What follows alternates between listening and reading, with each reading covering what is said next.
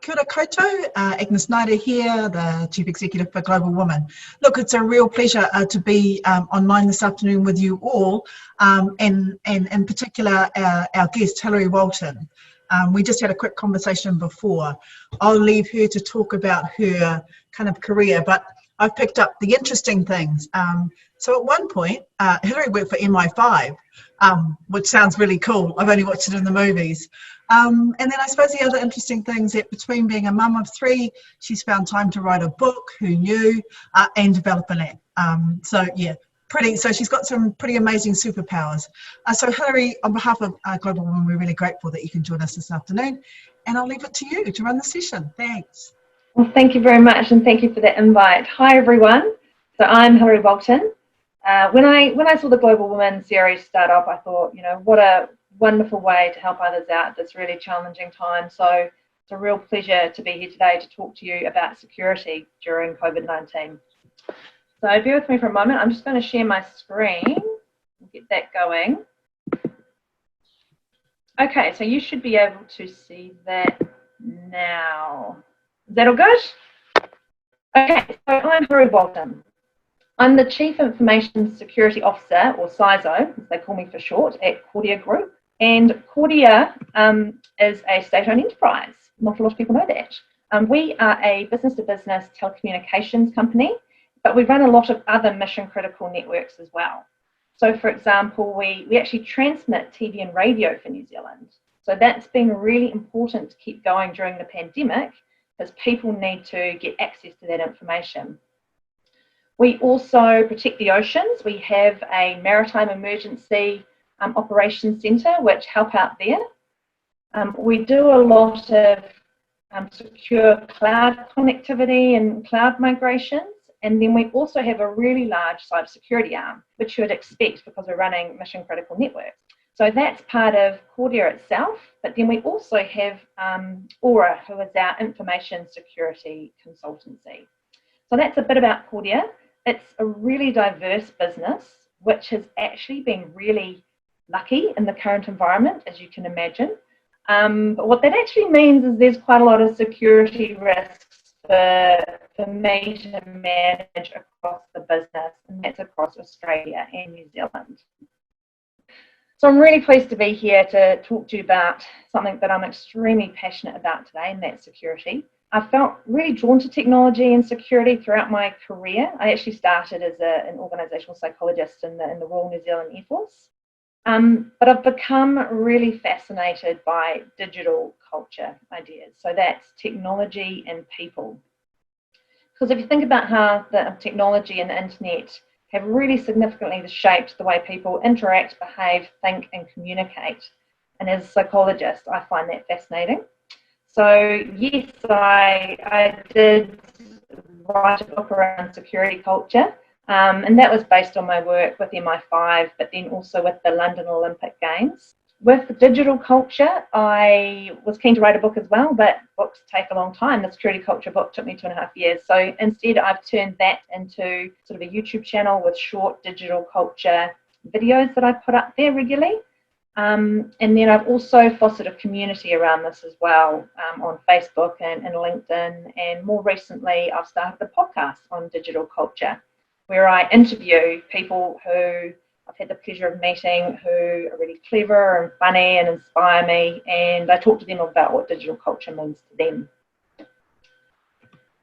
But what I want to talk to you today is about the fact that there's probably 4 things I want you to take away. First of all, I want you to really understand why this work from home situation is very different to the work from the office situation. So that's the first one.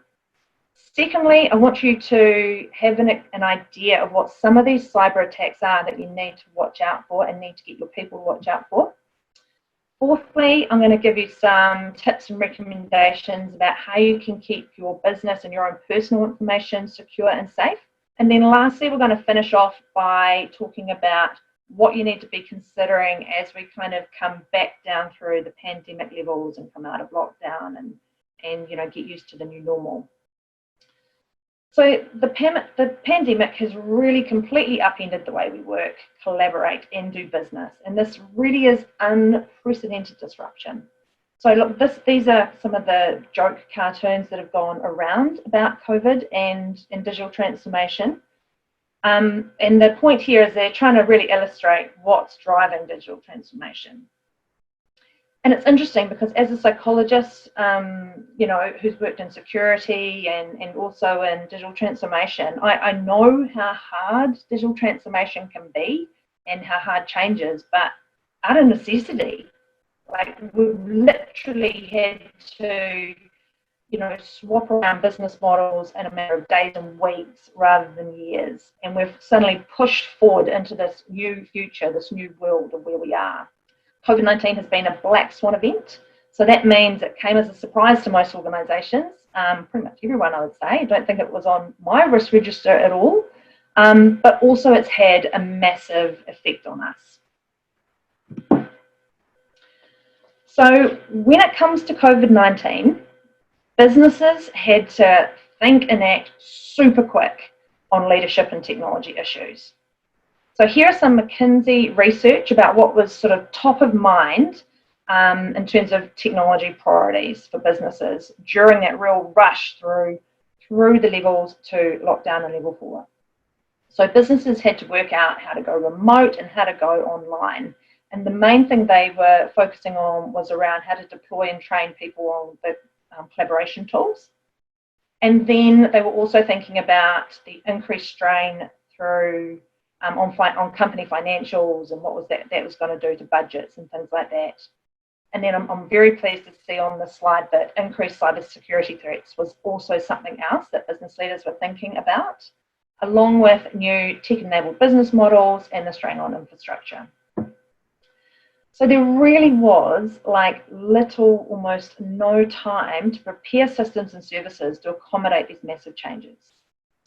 The pandemic caused IT professionals to have to adapt and evolve at a pace that required decisions to be made quickly and decisively, and often cutting through the usual organisational full security or risk management processes. And this is small businesses, but this is also government departments who could have had to readapt to what needed to happen and in the time it had to happen. So as business leaders, you'll be keeping an eye on evaluating the potential impact of the economic downturn that this has caused. And you might be rethinking your budgets and prioritising initiatives that help generate savings and cash.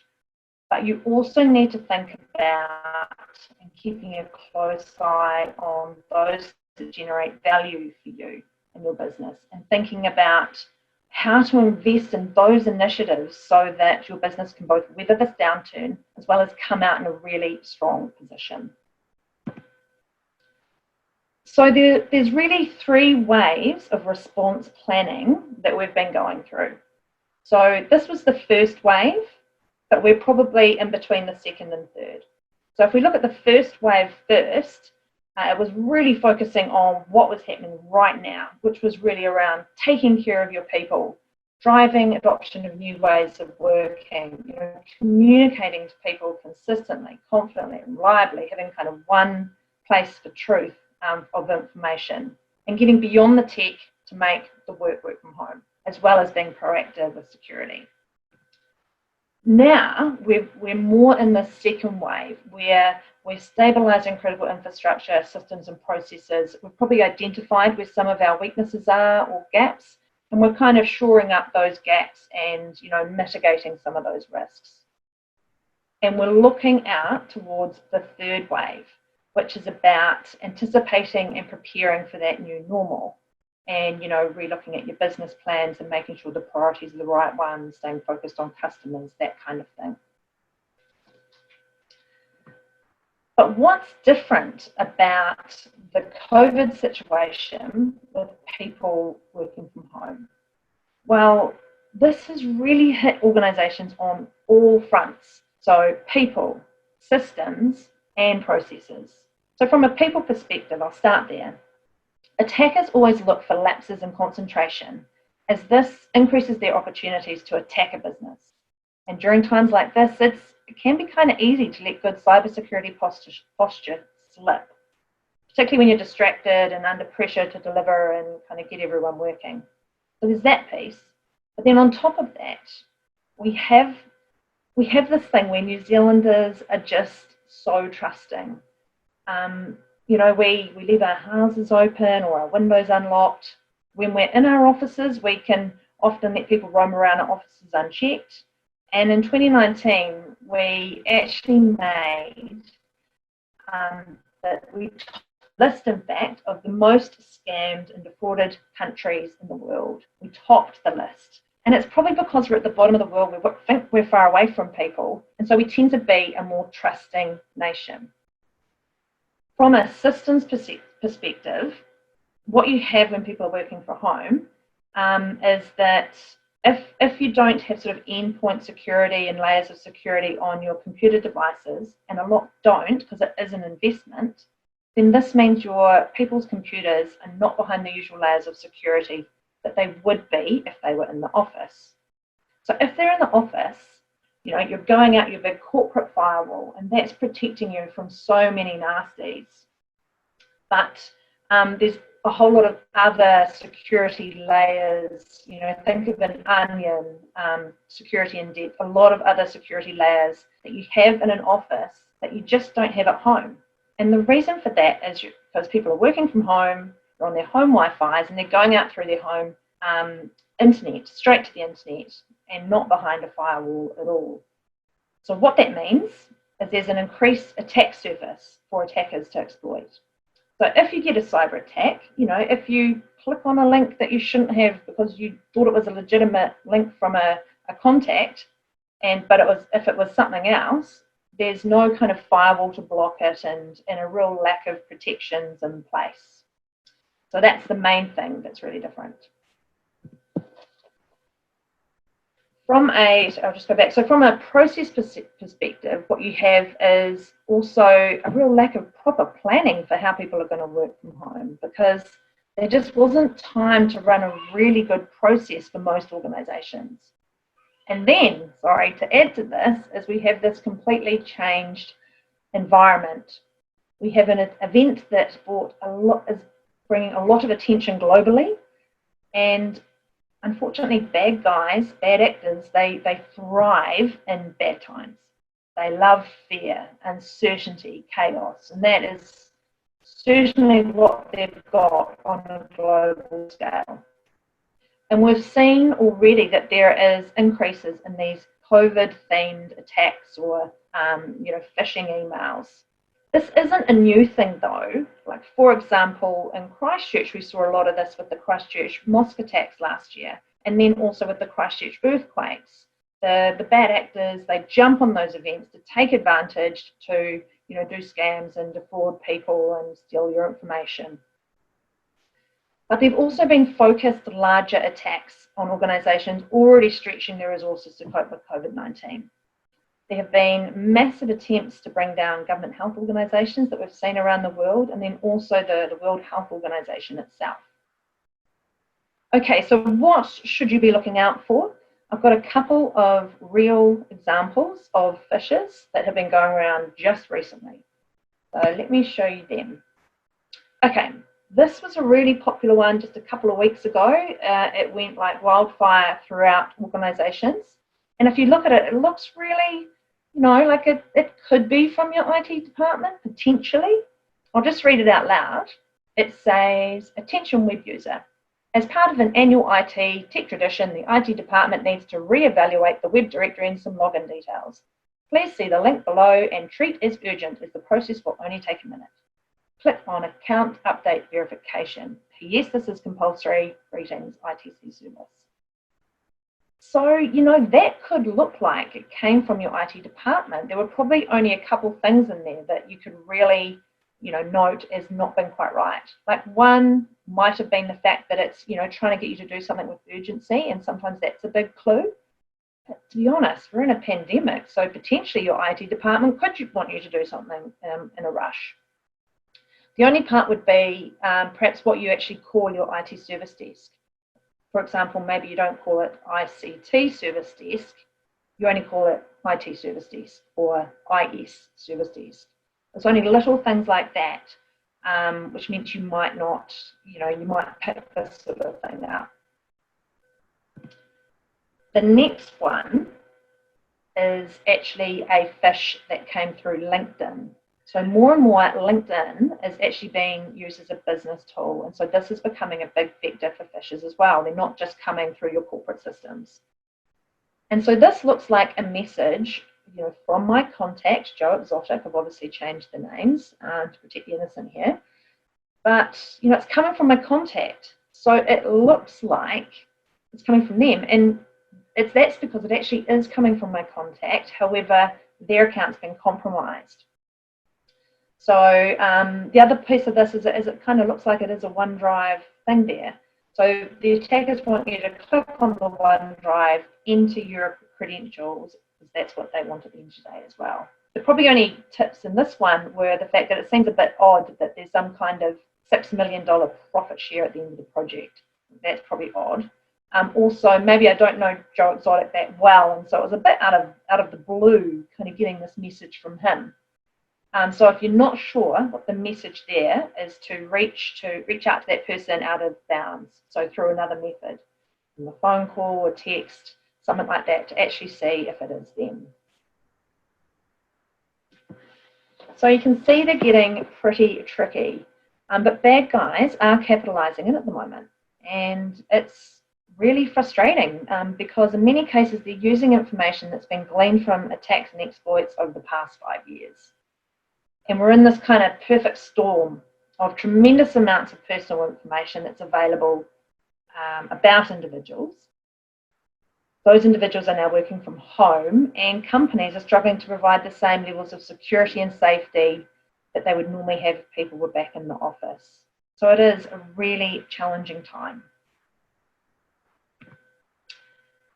And then on top of this, we have this, with the pandemic coming on, everyone has jumped on social media and downloaded new apps that perhaps they didn't have before, because we had to find ways to connect with other people and consume information. And so, boom, there's been a proliferation of these being downloaded from people.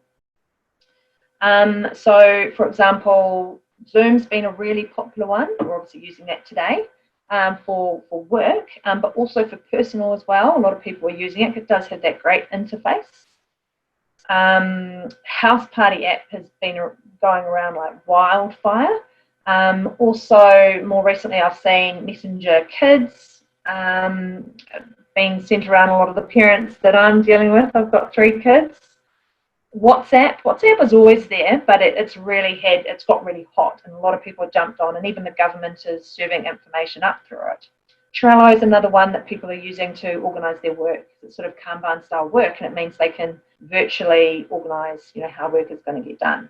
Now, I'm not saying these apps are particularly bad. In fact, there's only probably one up there that I have done a security review on.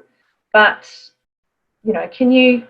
can you say that you're not using the same password and logins across those? Because if you downloaded House Party, you use the same password as WhatsApp, then, all of a sudden, you might start to notice different accounts being compromised.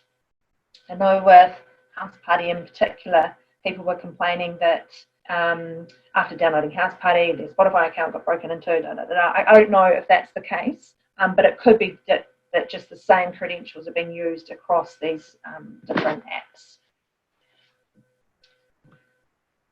But, how common is it, and why is it really happening? Well, it is really, really common. I've just shown you 2 that have been recently just sent around New Zealand. But the reason why it's so common is because they can make a lot of money out of it. It's one of the most cost-effective models to get info and then sell it for money. And actually, most of the time, they'll also have a call center, particularly on ransomware attacks. And, there'll be a call center number, you'll call them up, and the call center will guide you through how to purchase Bitcoin and how to pay. And apparently they're really, really efficient, really great call centers, best call centers in the world. Well, of course they would be, wouldn't they?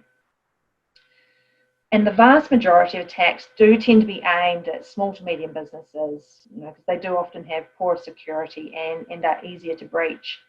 So all of the data that we're looking at tells us that this has been increasing. And then now with this kind of global environment, it's just kind of blowing out into this perfect storm. So why is it happening? It's the money. It's because it's hard to catch the people because they're offshore. The money's all anonymous because it's Bitcoin, and it's automated. So they can be doing thousands of attacks all the time with really minimal effort. So that's why it is so important to consider. So where do you start with all of this then? Where do you start? Well, these are my best recommendations to help you work securely from home. So the first one is use a password manager. And this is a big one for me. It's my mission this year is to just encourage more people to use password managers. This is how you should be managing your passwords. I know in the past it's been like, oh, should I be using a password manager or not? I'm not sure. The answer is yes. Now, I'm not talking about the password rememberer that's in your Chrome browser. That's not a password manager. You need to get a proper one. There's lots of free ones out there. I don't care which one you use. Pick one that's really user-friendly. You do want to have that kind of browser add-in because that does make it easier to work with.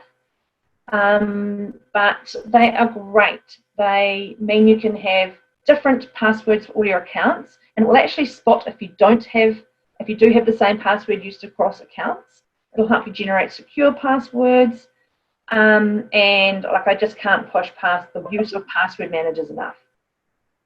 Next on the list there is to be extra vigilant about phishing during this time. And I know that sounds probably like a bit like a broken record, but you know, people are in their home environments, potentially more relaxed, maybe in their pajamas, hopefully not, but we need people at this time to be extra vigilant. The next one down there is don't provide any personal financial information in emails, texts, or instant messages. Often cyber attacks will be asking you to call them back up or send them messages, and just don't provide any of that information via those mechanisms as well.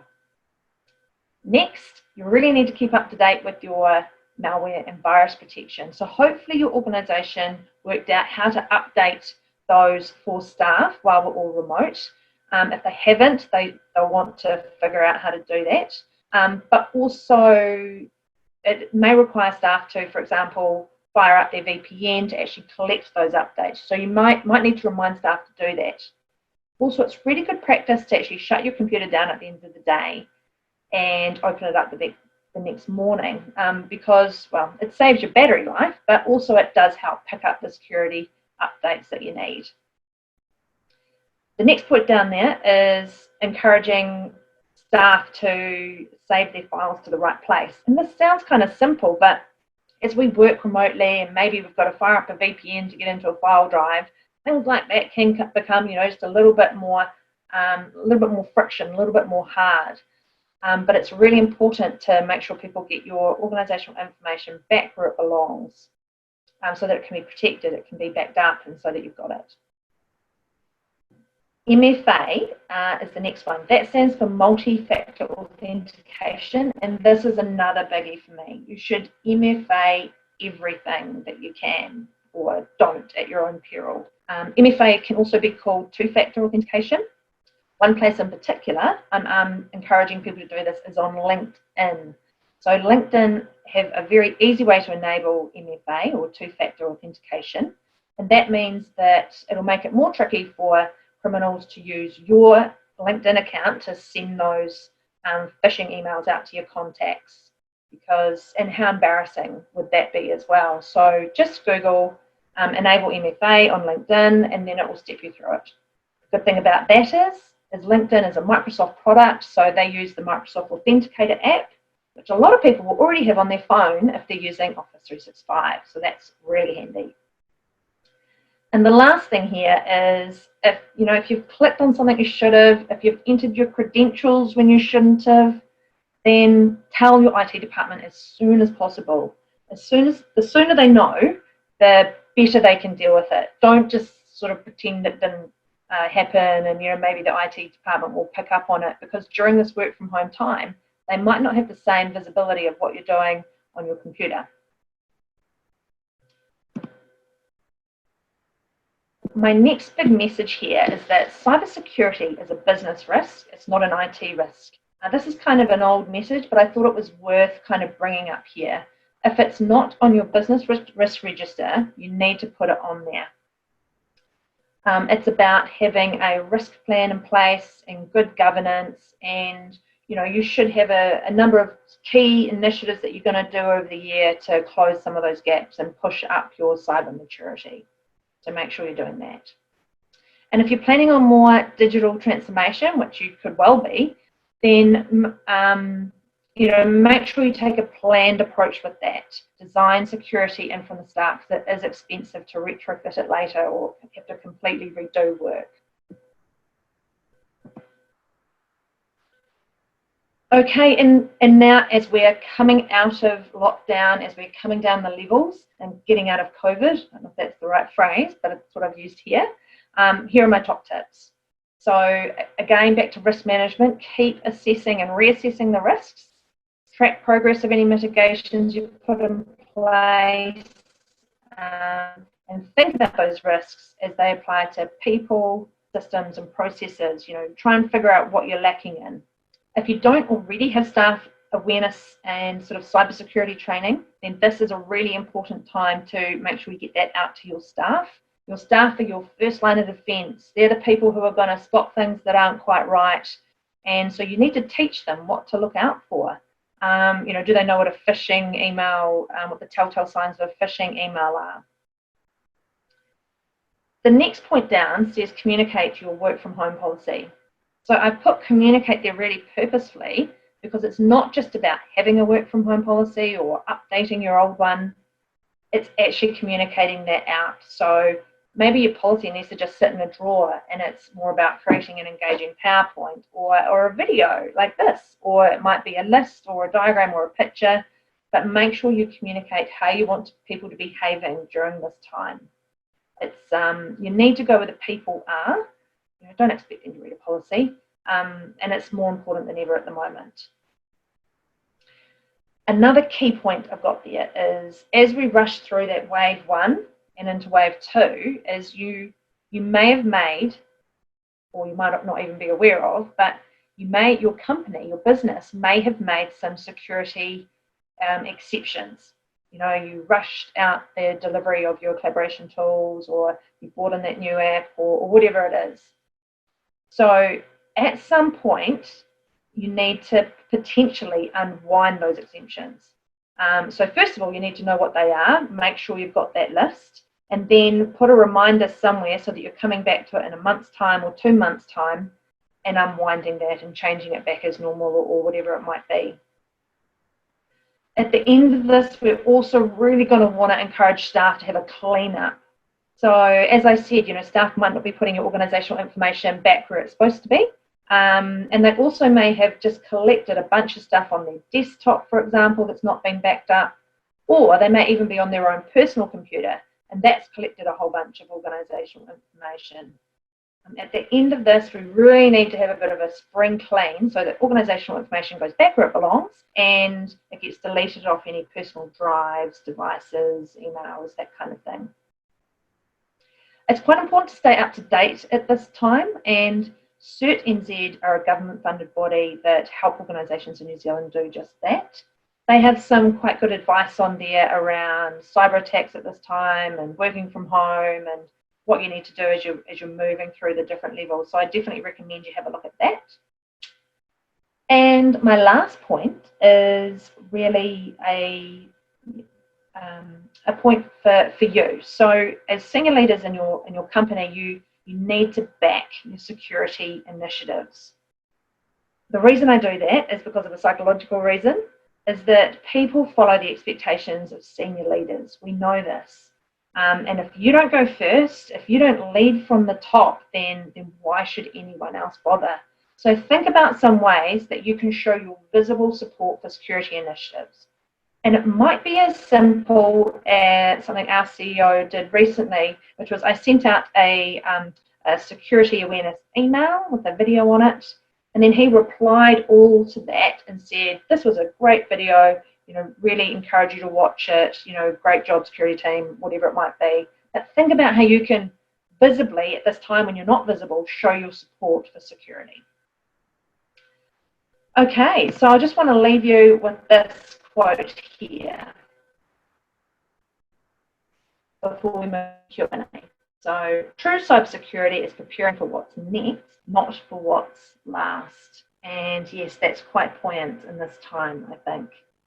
Okay, so now we'll move into Q&A and see if there are any questions there, and I'll have a go at answering them as best I can. So let me just pull them up. Okay, so got one from Jenny, which says, since I started using Zoom, I didn't immediately quit the app after a session. My email, Word, etc. can now be slow in operating. Could Zoom be causing this? Thank you. I'm actually not sure about that, I'm sorry, Jenny. It is good, definitely good practice though, to make sure that you close out of any meetings that you might have been in and close down apps as well. It could have been an internet issue if you had a number of things running also. This is going to sound really terrible, but like I do fully agree in turning something off and turning something on. Sometimes that just flushes out all sorts of nasties as well. So thanks, Jenny. Okay, Kate, are there any firewalls or security products that you would recommend for working from home computers? Yeah, this is a difficult one. So usually, unless you're kind of a techie nerd, then you're not really likely to have any firewalls going on in the house. I can certainly speak to the technical team that I do have at Audia and see if they do have any recommendations for that and come back to the group. So thanks, Kate. So there was one question from Caroline Oakley Brown as well, but it doesn't quite say, I don't think, what it was relating to. It says, can you give us some examples, please? Just see. Oh, password manager examples. Yes, absolutely. So 1Password is one type of password manager. I personally use LastPass because it's very user-friendly. KeyPass is another that you could take a look at. There's quite a few on the market. So yeah, asking around who uses what and going for something really user-friendly would definitely be my recommendation. Okay, Felicity Evans, thank you very much. Question from you.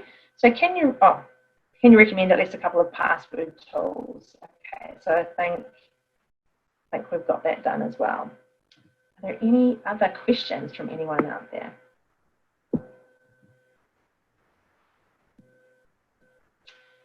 No, well, I think that might be it. We might be getting to the end of the session, Agnes.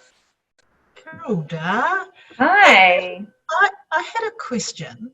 Yes. So just in terms of, we talk about and we've got staff that store work-related things on their personal devices.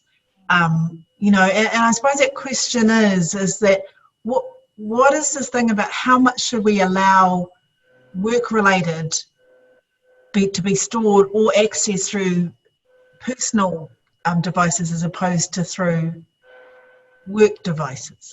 Yeah, well, the preference and best practice really is to keep those separate. So, making sure that if people are sending emails for work, that they're on work emails rather than personal ones. That people are using work computers rather than personal ones, because you sort of do have that risk of information just being left on a personal computer.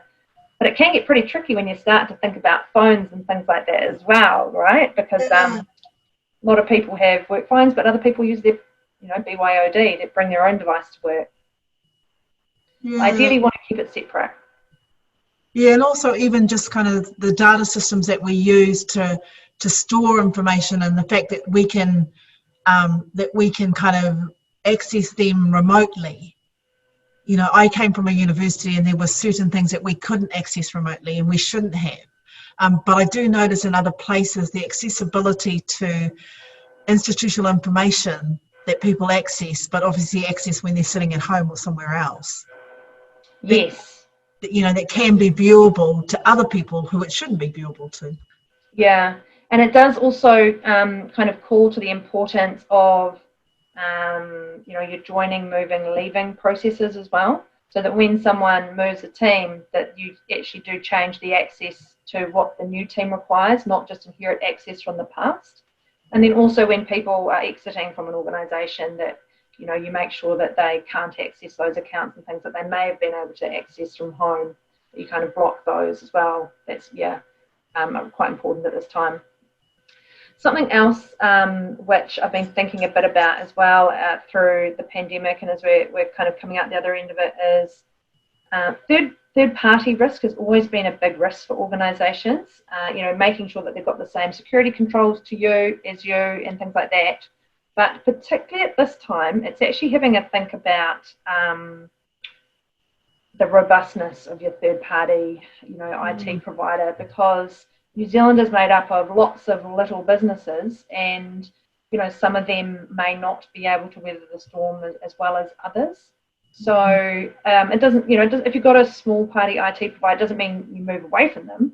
But if it gets to the point, you might have to have discussions with them and say, what's your business continuity plan for this pandemic, and how are you going to keep delivering the services that we need? And if you do get to a point where you're really concerned about it, then having a backup in mind, so if you need to move, you can kind of move fast, and making sure you've got any documentation that you might require to be able to hand responsibility over to someone else as well.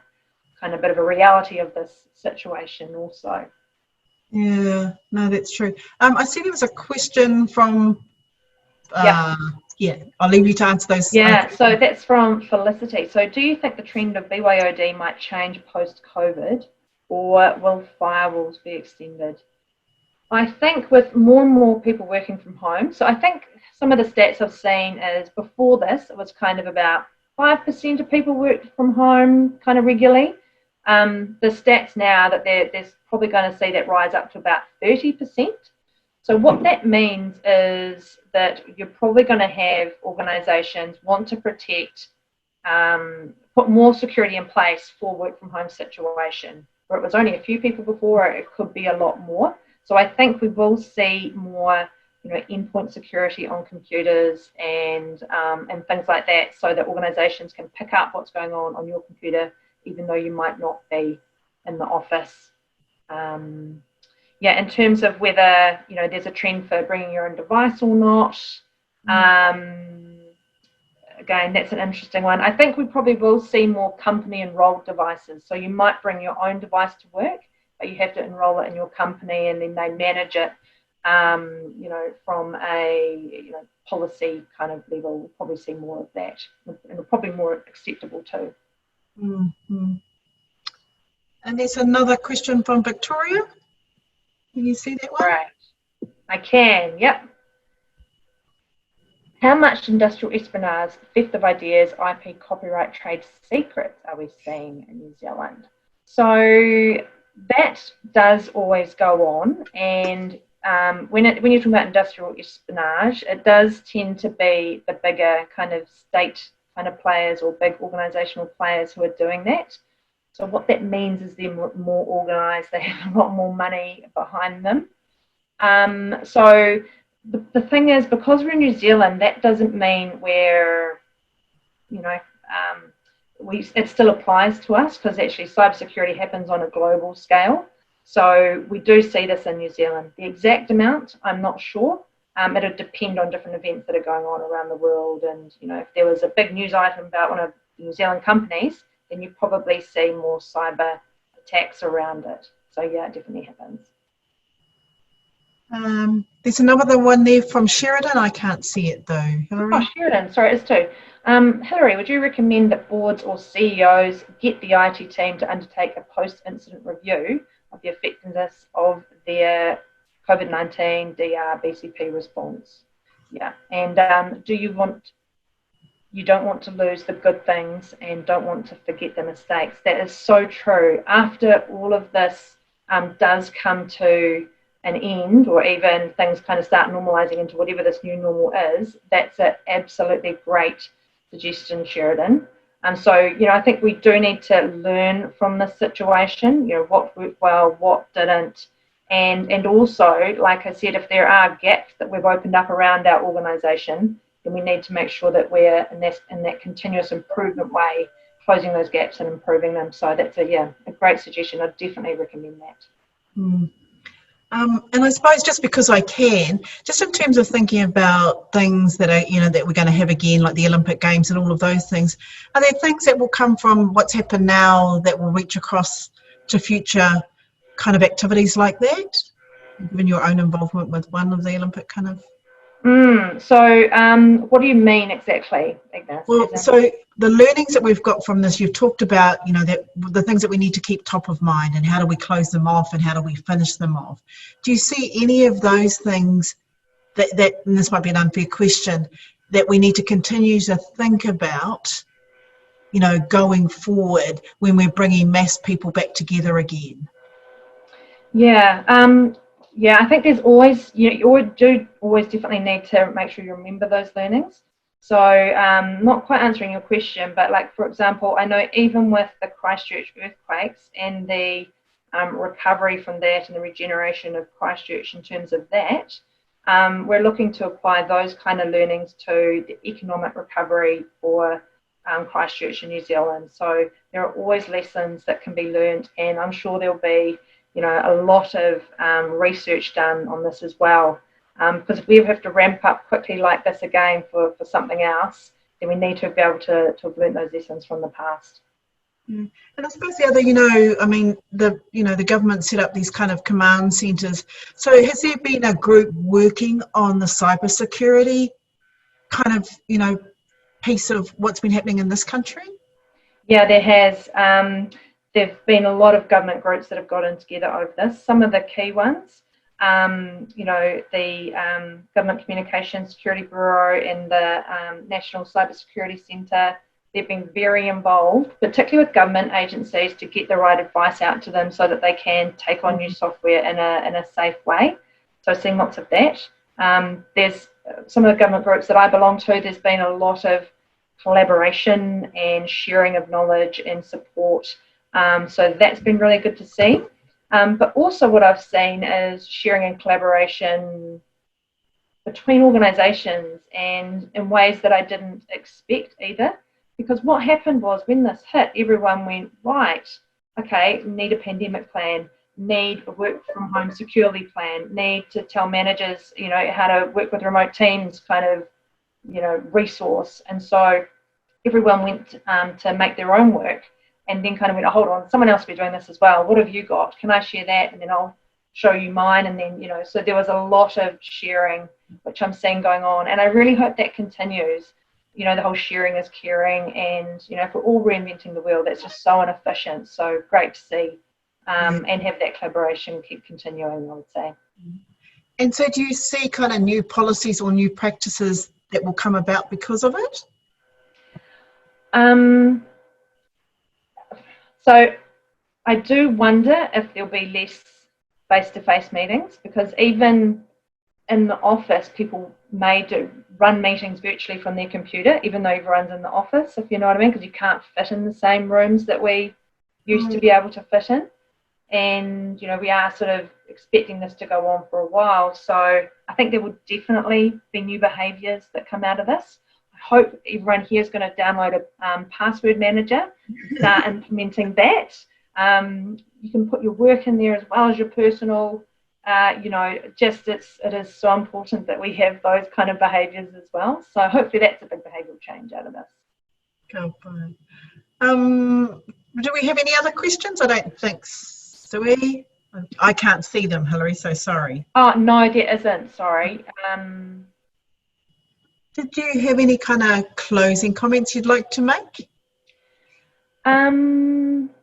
So I guess to close, maybe if I just give some thought to what some good governance questions, which is actually probably one of the last questions that came up since you're all in that space.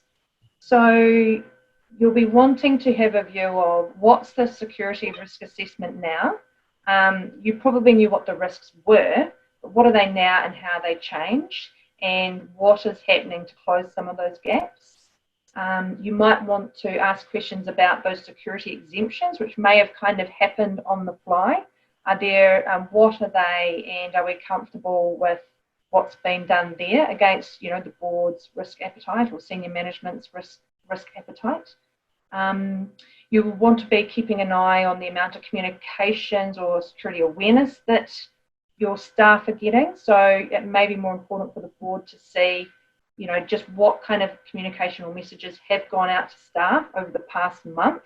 And you'll be wanting to find some phishing kind of messages in there because, as I said, it is so important. And maybe a good question to ask your IT team is, or security team is, given where we are now, and you're probably lining up for a new financial year with new strategies and business processes, given where we are now, does anything in the security strategy need to change based on where you are and what you're doing? So yeah, that's my final words. Hope that's helpful. Hey, look, thanks to everybody who joined the conference, the session today.